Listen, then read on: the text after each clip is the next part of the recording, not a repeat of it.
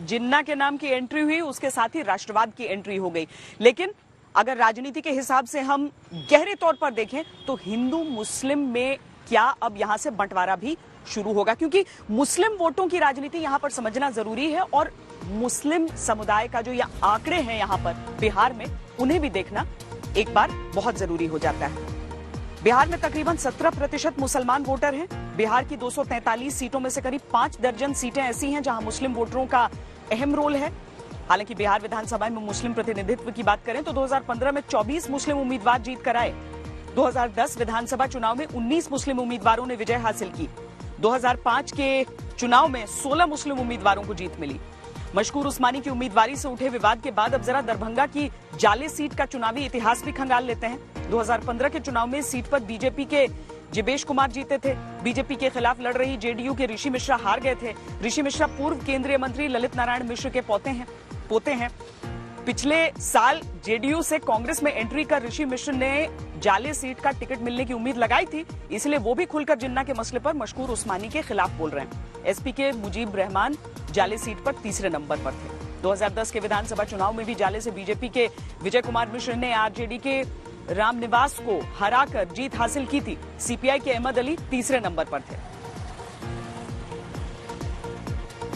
तो जिन्ना की एंट्री हुई है बिहार चुनाव में, लेकिन इसके साथ ही ये भी हम आपको दिखाते हैं कि एनडीए की तरफ से जोर कैसे लगाया जा रहा है। अब पूरा का पूरा जो दांव और दारोमदार एक तरह से समझ लीजिए कि प्रधानमंत्री नरेंद्र मोदी की रैलियों पर रहेगा। 12 रैलियां 12 दिन में प्रधानमंत्री करने वाले हैं और सभी रैलियों में राज्य के मुख्यमंत्री नीतीश कुमार उनके साथ मौजूद रहेंगे। 23 अक्टूबर को प्रधानमंत्री की पहली 3 रैलियां होंगी। सासाराम से चुनाव प्रचार की शुरुआत कर पीएम मोदी गया और भागलपुर में चुनावी सभाएं करेंगे। इसके बाद 28 अक्टूबर को पीएम मोदी की दरभंगा, मुजफ्फरपुर और पटना में रैलियां होंगी।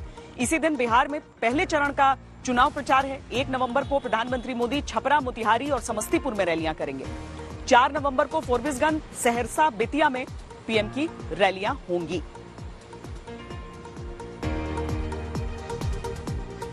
एक तरफ प्रधानमंत्री नरेंद्र मोदी जो कि रैलियां करने वाले हैं 12 दिनों में 12 रैलियां, लेकिन इसके साथ ही अब एलजेपी का रुख देखिए। ये जो लोक जनशक्ति पार्टी है वो केंद्र में तो एनडीए का हिस्सा है। बिहार में उसने तय किया कि वो जेडीयू के खिलाफ, यानी जेडीयू जिन जिन सीटों पर चुनाव लड़ रही है वहां पर चिराग पासवान अपने उम्मीदवार उतारेंगे। लेकिन बीजेपी से कोई दिक्कत उन्हें नहीं। वो बार बार कहते रहे हैं कि वो चाहते हैं कि बीजेपी का ही कोई नेता बने आखिरकार बिहार का सीएम। लेकिन इस सब के बीच भारतीय जनता पार्टी की तरफ से जो प्रतिक्रिया आई वो एलजेपी को अच्छी नहीं लग रही है। प्रकाश जावड़ेकर से जब ये सवाल पूछा गया तो उन्होंने कहा कि एलजेपी तो एक वोट कटुआ पार्टी है। अब चिराग पासवान इसे लेकर काफी नाराज और निराश दिखे। जुल्म करो मत, जुल्म सहो मत, जीना है तो मरना सीखो, कदम कदम पर लड़ना सीखो। अपने पिता के सिखाए इन तेवरों के साथ चिराग पासवान चुनाव मैदान में उतरे हैं। उनका मकसद साफ है, जेडीयू को हराना और बिहार में बीजेपी का मुख्यमंत्री बनाना। अहंकार बोल लीजिए या स्वाभिमान बोल लीजिए या पता नहीं क्या, पर वो टस से मस नहीं हुआ। 2010 से लेकर आज तक सिर्फ इनकी कुर्सी कैसे बची रहे उसके अलावा इन्होंने प्रयास क्या किया। मैं 10 नवंबर के बाद में भाजपा लोजपा की सरकार की मैं बात कर रहा हूँ। नहीं, नीतीश ही नहीं बनेंगे इस पर मुख्यमंत्री, बनेंगे ही नहीं। भाजपा का मुख्यमंत्री बने, ये मेरा सपना है और ये मेरा संकल्प है।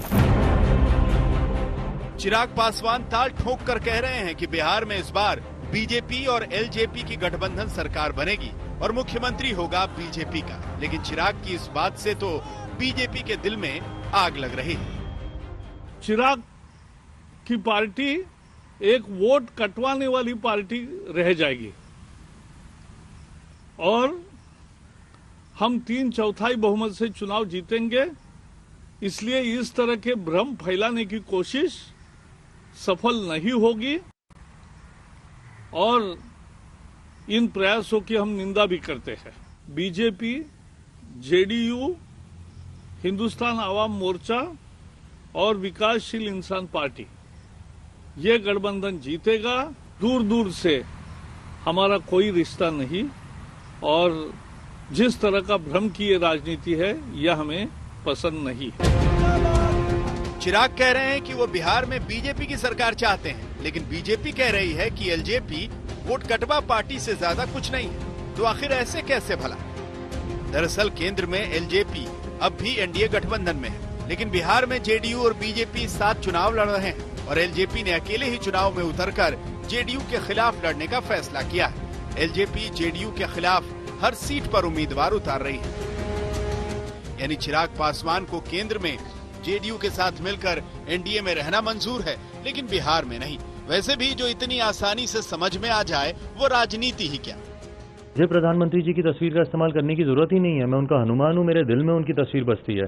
किसी दिन होगा तो छाती चीर के भी दिखा दूंगा कि मेरे दिल में मेरे प्रधानमंत्री बसते हैं। बट हाँ, आज अभी 2 दिन आपको हुए नहीं उनको श्रद्धांजलि दी हुई, और आज आप उनकी पार्टी के लिए, उनकी बनाई हुई पार्टी के लिए आप वोट कटवा जैसा शब्द का आप इस्तेमाल कर रहे हैं। पापा जहाँ पे भी होंगे सुनकर खुश तो नहीं होंगे ना इन सारी बातों को।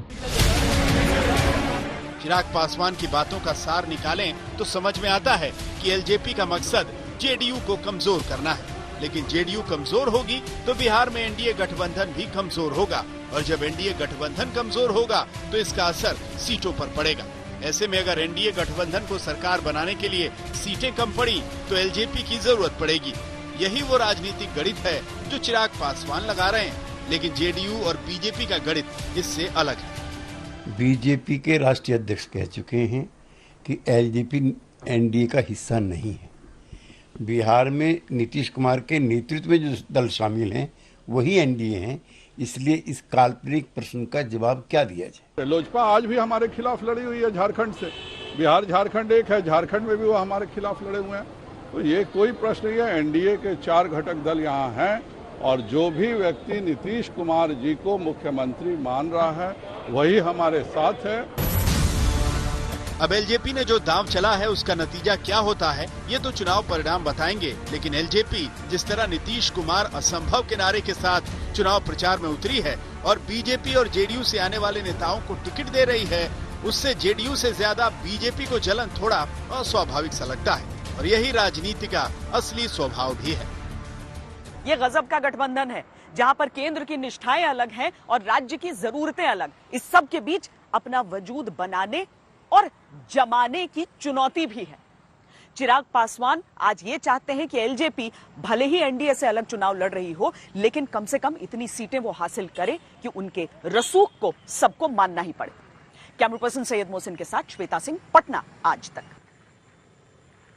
अच्छा, इसमें यह बात तो समझ में आ रही है कि जेडीयू को खींच किस बात की होगी, यह भी बात समझ में आ रही है कि बीजेपी को नाराजगी किस बात की होगी, लेकिन चिराग पासवान के चेहरे पर जो कॉन्फिडेंस नजर आ रहा है, उनकी बातों में जो कॉन्फिडेंस नजर आ रहा है, उसे भी हम आपको समझाने का प्रयास करते हैं कि दरअसल चिराग पासवान अगर इस बात पर अडिग हैं, कायम हैं और कह रहे हैं कि जेडीयू के खिलाफ उनकी लड़ाई इस तरीके से चलेगी या नीतीश कुमार पर उनकी टिप्पणियां, तो वो क्यों कर रहे हैं? दरअसल एलजेपी ने साल 2005 के चुनाव में 178 सीटों पर उम्मीदवार उतारे थे, 29 सीटें जीत गई थी। इसके बाद 2015 के चुनाव में एलजेपी बीजेपी के साथ गठबंधन में 42 सीटों पर लड़ी थी और सिर्फ 2 सीटें जीत पाई थी। अब एलजेपी को उम्मीद है कि 2020 में बदले तेवर के साथ 2005 जैसा प्रदर्शन कर सकती है, इसीलिए ज्यादा से ज्यादा सीटों पर लड़ना चाहती है। ऐसे में अगर चुनाव के बाद त्रिशंकु विधानसभा की स्थिति बनी तो एलजेपी किंग मेकर की भूमिका में नजर आ सकती है। यही चिराग पासवान का प्लान भी है। उनकी पार्टी बिहार की 243 में से 143 सीटों पर उम्मीदवार उतार रही है।